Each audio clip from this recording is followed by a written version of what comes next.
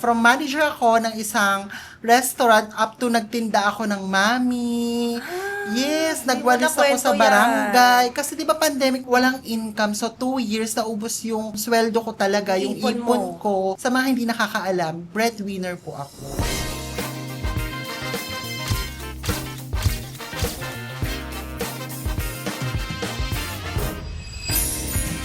Hello Luxers, this is Anna Macawas and welcome to Glow Up with Anna, kung saan pag-uusapan natin anything under the sun. Life, love life, health, beauty, business, and kung ano-ano pa. And for today's episode, ayan, sobrang excited ako dito sa special guest natin today. Kung meron man sigurong isa na talagang karapat-dapat na maging guest natin dito dahil isa rin siya sa mas nakakakilala sa akin. It's no other than RJ Macaraig. Hi, Luxers! Glow up with Miss A. So, nawindang ka ba? Nawindang ako ba?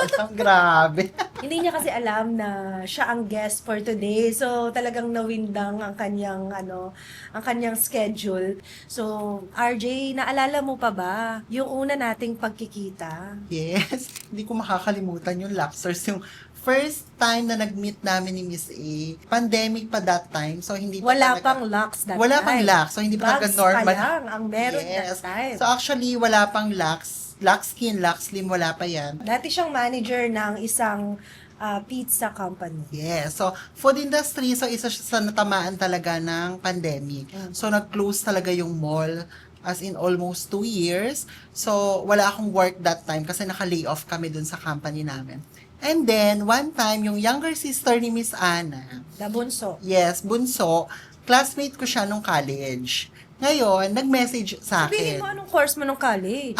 Bachelor of Science in Hotel and Restaurant Management graduate po ako. So yung industry talaga namin yung isa sa mga natamaan ng pandemic. So as in, wala kaming work that time, naka-lay-off kami, until yung younger sister ni Miss Anna, yung bunsong kapatid ni Miss Anna, is friend ko and classmate ko nung college. So nag-message siya sa akin, sabi niya, Neng, saan ka ba ngayon nagwo-work? Sabi ko, nako, wala. That time talaga, yung buhay ko, kukwento ko na ba?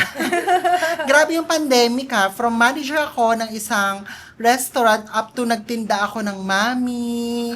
Yes, nagwalis ako sa nakwento barangay. Kasi di ba pandemic, walang income. So 2 years na ubos yung sweldo ko talaga, yung Ipon ipon mo. ko. Hanggang sa pinasok ko talaga lahat para makasurvive lang din. Kasi sa mga hindi nakakaalam, breadwinner po ako. So kailangan ko magdoble, triple kayod. Until sa nag-message nga yung younger sister ni Miss A na kung saan daw ako nagwo-work ngayon at anong ginagawa ko. So sabi ko yun. So sinabi ko kung ano yung ginagawa ko. And nag-message siya na nangangailangan daw ng assistant, si Miss A that Nagpahanap time. talaga ako. Oo, nagpahanap si Miss A.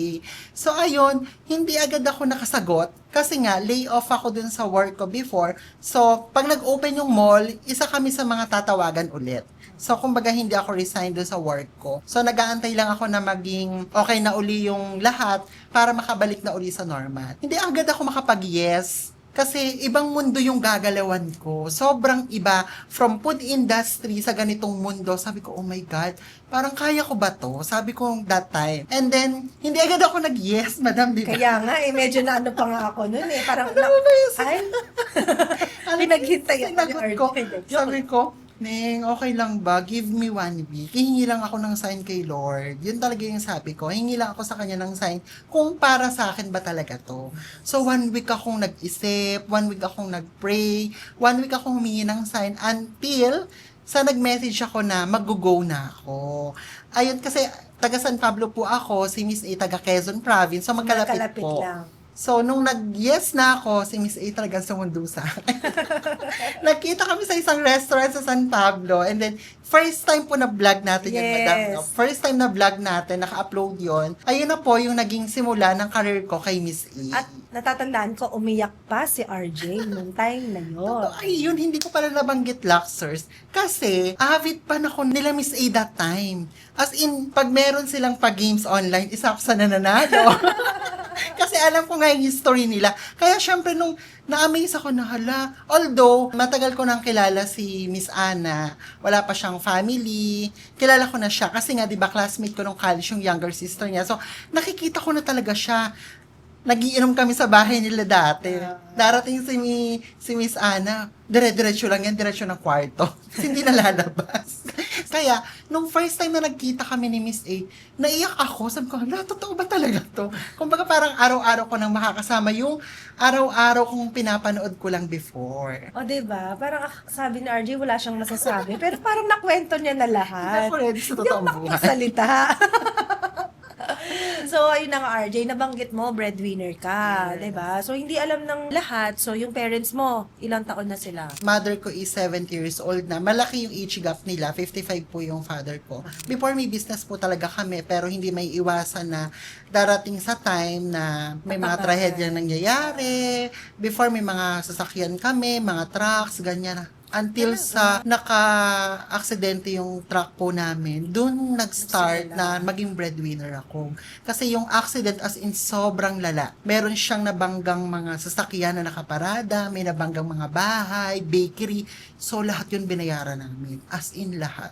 So dun kami nagsimulang ma-zero talaga lahat ng gamit at ari-arian namin na benta. Pero, saludo ako kasi ginawa niyo yung tama. And tingnan mo naman ngayon. True. Look Diba? at me now, Sharon. Pero grabe yung dagok na yun, Luxers, ha. Ultimo yata kutsara na naipunda namin, nabenta namin. Kasi talagang kailangan naming bayaran. And thanks to God, nakagraduate na po ako that time. So ayun, nakakatulong na po ako sa kanila. And until nag-pandemic nga, as in wala na naman. Parang alam mo yun, yung buhay talagang parang gulong talaga, umiikot. So hindi mo alam kung nasan ka ngayon at kung nasan ka bukas. Totoo yan. Ito, RJ, siguro yung iba hindi alam. Though na-share ko rin to on social media, no? Dumating sa time na muntik na tayong magkalayo ng Ay, oo. landas. Grabe yun. Grabe Isa rin yun yung- sa mga... Heartbroken ako nung Oo. time na yon nung nagsabi sa akin si RJ na mangingibang bansa na siya kasi biglang yung in-applyan niya during the Pero pandemic. before pa po talaga yon, bago pa ako pumasok, apply ko na siya. Oo. So, biglang nagbunga, tumawag sa kanya yung agency na ito na, natanggap na siya, ipapadala siya sa Singapore. I remember ilang beses ka rin iyak ng iyak. 1 week yun, madam, umiiyak talaga. Kasi hindi ako nakakatulog talaga, as in. Kasi ang hirap ng desisyon na gagawin ko. Tapos, kinausap ko si BFF. BFF, Yes. kausapin mo naman si Hindi RJ. ko makakalimutan yun, madam, as in, hanggang ngayon. Yung time na yon, kumbaga ako, kaya ko naman nang ako lang. Kaya ko naman din. Kasi dati naman, wala naman akong Yes. assistant eh, di ba? Kaya ko naman. It's just that siguro dahil nasanay ako nang nandyan ka. Di ba? Nasanay ako na may sumasalo Sa ng mga stress. So, nung time na yon, talagang tolero din talaga ako. Muntik na akong mag-post. Isang araw na magpo-post na talaga ako on SOCMED na maghahanap na ako ng kapalit ni RJ. Biglang nagsabi si RJ na hindi na siya tutuloy. Yes. Grabe yung naging decision ko that time. Sobrang laking decision yung ginawa ko. Nag-consult ako sa mga friends. Talagang kinausap ako ni Madam P. Tapos nagsimba ako sa BGC. Oh, ang social ng simbahan ko that time, BGC. So, ayun talaga lahat ginawa ko. Until sa, yun na naman, Lord, bigyan mo po ako ng sign. Tapos, kasi ako, yung pagdedesisyon ko kasi, ayoko ng biglaan, ayoko ng basta-basta. Gusto ko, iniisip kong mabuti at iniisip ko kung ano yung magiging resulta ng gagawin kong decision.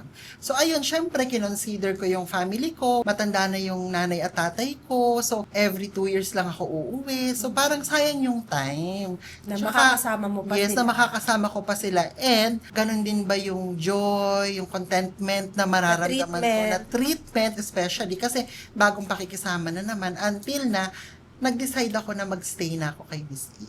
Ayan. And talaga namang grabe yung tuwa ko noon, ha? Super parang nanalo ako sa loto. Okay. So, eto RJ, magpo 4 years ka na sa amin, di ba? This year, madam. Pero wala man lang akong nababalitaan na manliligaw mo. Oh my Ano God. ba ang status ng iyong puso? Meron bang laman o baka ayaw mo lang ipaalam? O ano ba? Kasi sabi mo nga, matagal nang wala. Matagal Yes. nang, until today ba, wala pa rin? Until today, Luxers, maniwala kayo. Grabe yan, usapang love life na. Madam, wala talaga as in. Ngayon kasi kailangan ako ng pamilya ko talaga. So, kumbaga parang, isang tabi ko muna. So, kung ibibigay, darating naman yan. Hindi ko Hindi ka pinipilit. nagmamadali. Hindi ako nagmamadali. Kasi Bata ngayon, ka pa naman. yes po. Kaya, and ngayon talaga, career talaga muna. Kasi mahirap na nasamahan ko siya sa panahon ngayon kasi sobrang schedule namin ni Miss Ana, alam niyo naman yan. Ayoko kasi yung dumating sa point na paghanapan ako ng oras, Kailangan mong mamili. kailangan kong mamili, yung off ko, binibigay at nilalaan ko na lang sa mga magulang ko, syempre. Totoo. And mahirap kasi talagang pagsabayin kasi gusto ko may focus ako. And RJ is a very family-oriented person. So, minsan magpapaalam yan, ate, uwi lang po muna ako sandali, meron pong emergency sa bahay, or birthday ng Nanay, pinsan, ng tatay, nanay, kahit mga relatives. tiyuhin, alam niyo yon. So, eto na. Alam naman na binroadcast mo din sa lahat ng tao. Ang talagang bonggang glow Glow up up. ni RJ. So, anong nakapagpa-desisyon sa'yo? Ipa-enhance din yung nose mo. So, ayan na nga, syempre, Luxers, nandito tayo sa Glow Up with Anne. Influensya ko ba Diba? yan? Kasi syempre, bilang isang kasama ni Miss A, diba, dapat sasabay ka sa ganda niya. So, yung kasi Luxers, kasi syempre, yung buhay naman namin, so, alam nyo naman, diba, nung bata pa ako, parang nagtatanong ako, bakit ganon? Yung mga nakikita ko, diba, sa TV, napapanood natin. Bakit ganon? Bakit ganyan? So, maraming bakit. So ngayon, nung napunta ako sa mundo ng ganon, kumbaga parang kasama siya sa parang kailangang mahalin mo rin yung sarili mo. Oh. Parang ganon. Kumbaga, palagi kang nasa camera. Siyempre, gusto mo rin naman maging Mas confident. presentable, yes, confident. So yun yung mga bagay na nagpayas sa akin kung bakit glow up tayo ngayon. Oh. Siyempre, lak-lak ng Luxley. At ang paborito, Avocado. And? And taro, siyempre. Pro Meal Taro. Promil taro. Wala ka bang pinagsisihan? Wala Na- akong pinagsisihan, madam, kasi mayat maya nga ako nakatingin sa salamin. Napansin ko nga. Kahit nasa sasakyan talagang todo tingin ako sa salamin. Kasi syempre, kailangan i-embrace mo. Alam nga naman, di bang nagpa-enhance ka. Tapos, puro regret ka naman, di ba? Syempre, kailangan i-build up mo rin yung sarili mo. Kasi, yun na yung naging desisyon mo eh. So, dapat maging Panindigan. masaya ka na. Siyempre, RJ, Manila girl ka na. Yes. Diba? So, paano kapag umuwi ka ng probinsya? Curious lang ako, anong mga eksena, ano sinasabi sa'yo ng mga kaibigan mo, ng mga kapitbahay mo, palagi ka nilang nakikita ngayon sa social media, minsan sa TV, di ba? Pero alam mo, grabe, nakakatawa lang din isipin. Kasi syempre, palagi akong kasama ni Miss A, di ba? So, kilala nyo naman si Miss A. Nung isang araw nga, nung nagpapanails ako sa Evia, may lumapit sa akin, kaway ng kaway. Tapos sabi niya, hi. So, wala akong contact lens noon. Malabo po kasi ang mata ko. So, hanggang sa lumapit na siya, Luxers po ako, umiinom ako ng kape tagalito na. So, yung mga bagay na, grabe pala talaga, no? Sabi kong ganun. Kumbaga parang, iba talaga kapag kasama mo palagi si Miss A. Kumbaga parang nakikilala ka na din. So yung pag umuwi ako ng province, sobrang saya nila, ng family, friends, kahit mga kabarangay, kasi kilala naman talaga ako sa amin. At feeling nila may kasama silang artista. Pag umuwi, yung mga pag umuwi ng province, nakamaleta. Charot, hindi po gano'n na. Naka-short lang po tayo. So, grabe yung joy na nararamdaman mo kapag ganun ka saya yung mga taong nakapaligid sa'yo. So next question, RJ. Yung kotse ba na binigay ko sa'yo, nagagamit mo ba? Ay, grabe, gamit na gamit yun. Nag 1 year na siya, madam. Nag 1 year na siya. So, ayun, isa din yun sa nagpadali ng buhay ko. Kasi, syempre, before, pag umuwi ako ng province, commute talaga ako. Lalo pag Friday, pipila ako, ganyan, lahat. Madaling araw na ako makakauwi. And, alam mo yung pinakamasayang part, madam, nung nagkakar ako na binigay nyo, nakakalabas na kami ng family ko. Kasi before, syempre, ilan kami. So, kailangan namin mag-commute, tapos may mga bata pa. So, ngayon, napupuntahan na namin yung mga lugar na gusto namin puntahan. Nakakasimba kami together. So, ang daming bagay na nagagawa ko na ngayon na hindi ko nagagawa noon. So RJ, kumusta naman yung mga pantalon mong maluluwag na? Napalitan na ba? Grabe, kung nakita niyo ako dati, nababash ako, madam, di ba? Oo. Nababash talaga ako nung that time na, kasi hindi talaga ako mahilig mag-coffee. Hindi pa ako coffee lover. So, di ba coffee naman yung mga unang product namin. So, hindi talaga ako mahilig mag-coffee. So, hindi talaga ako umiinom. Until sa nagla-live ako, binabash ako ng tao. Nagtitinda, hindi naman pumapayat. As in, ganun talaga. Sabi ko, hindi naman po kasi ako gumagamit. Kasi nga, hindi po ako coffee lover. Until sa nasundan yung mga variants ng Luxley. May choco na, which is yun yung favorite ko. Tapos, yun nga, lumabas yung taro. And until ngayon, may avocado na. Sineryoso ko siya. Tapos, every time na kakain kami sa restaurant, may dala kaming sachet. Hindi ako nag-iced tea, hindi ako nagsosoda, yung mga matataas ng sugar. Dala ko lang yung sachet, humingi lang ako ng water. And then, yun na yung pinaka-juice ko, yung avocado. And mas maganda, di ba? Hindi ka na masyadong hinihingal. True. Naalala mo ba dati, RJ? Alam mo, Pag nagbe-video tayo, mas malakas pa yung hingal mo. Totoo. Mas malakas pa yung hininga niya, yung Oo, kasi hingal na hingal ako. kaysa ang dun laki sa boses natin. ko pag nagbe-video kami. Totoo yan. Luxers ko, hindi nyo natatanong, 95 kilos ako before. And ngayon, nagtimbang ako kanina, 73. Wow, congratulations. Grabe. Grabe. Ang laki talaga ng changes. It's a big accomplishment. Yes. Hindi madaling gawin yun, ha? Hindi Ang madaling hirap. gawin yun. Mahirap talaga. Mahirap lalo na sa pagka marami kang iniisip, di ba usually pagod yung isip mo, Yes, kailangan. syempre kailangan mong kumain. Di ba? Minsan yun yung stress reliever ng Yes, iba eh. kailangan. Di ba? Pagkain. Pero ikaw, nakayanan. Nakayanan ko because of Luxley. Luxley babies. O, di ba? And now naman, RJ, my question is, nagtampo ka na ba sa akin? Nagtampo? Parang wala akong maalala. Kasi pag nagpapaalam naman ako kay madam yung mga ganan, palagi naman siyang pumapayag. Pero kasi ako Thumbs din... up. Yes, Thumbs ganun lang up, siya. puso. Pag nagpaalam ka, ganun lang siya. Ako naman yung tao na if ever na, kaya nga 'di ba, may ipapa-approve ka sa kanya. Kumbaga, syempre, for approval nga pwedeng mag-yes, pwedeng mag-no. At naka-ready naman kasi ako kung ano yung isasagot ni madam. Kasi, Advance. yes, naiintindihan ko din naman kung baka siya mag-no. 'Di ba? Kumbaga, parang walang pagtatampo. Wala akong maalala, Luxers. So, next question. Sabi ko kanina, kung mayroon man isa pang tao din na mas nakakakilala sa akin, aside kay B, kay Madam She, sa parents ko, ikaw yon.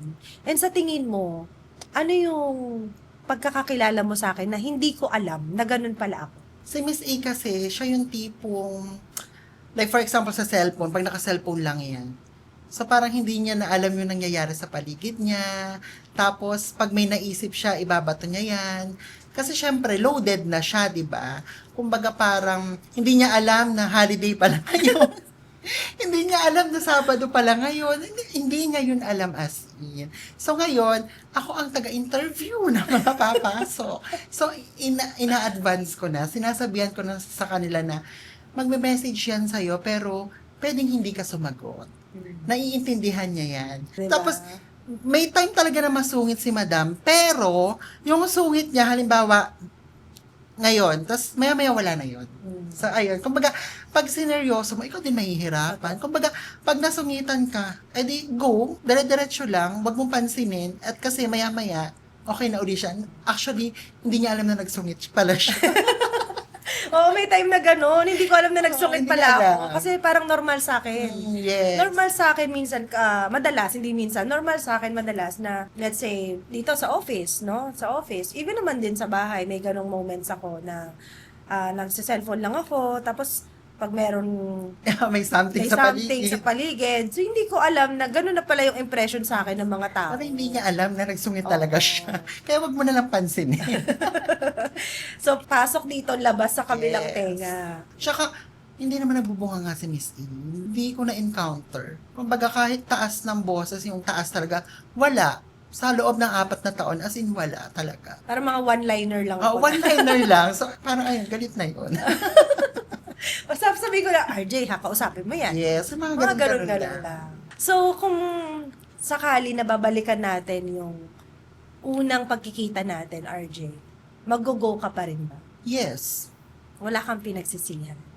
Walang regret. Yung dumating sa point na, Lord, deserve ko po ba yung ganitong kadaming blessings? Kasi, kumbaga, minsan mapapaisip ako na pinapangarap ko noon, naabot kamay ko na ngayon. As in, sobra. Ang dami. Mauubos yung oras natin pag inisa-isa ko. Yung mga achievements talaga, yung mga joy na nararamdaman ko ngayon mula nung napunta ko kay Miss A. Sobrang dami. Hindi lang sa akin, pati sa mga taong nakapaligid sa akin. kumbaga parang mas natutulungan ko na sila.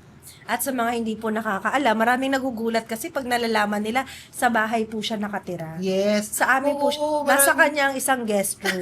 Nagulat talaga sila, kumbaga parang, talaga, my God, 24 hours pala kayo magkasama ni Miss A. Sabi ko, oo.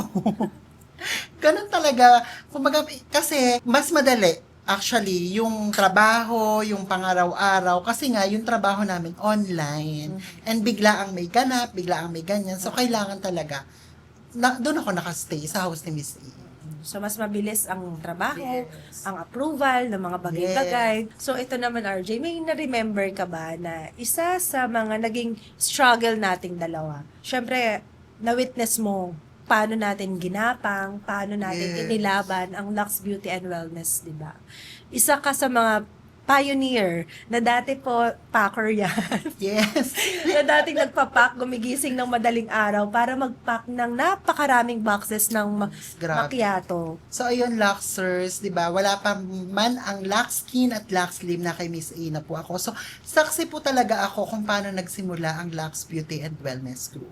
So, At grabe yung... kasama ka Yes. sa success. Isa siya sa mga katulong namin para ma-reach natin kung ano man yung success na meron ang Lux. Yes, grabe. Nung nag-start pa lang kami, as in, si Miss A, ako, si Boss Mel.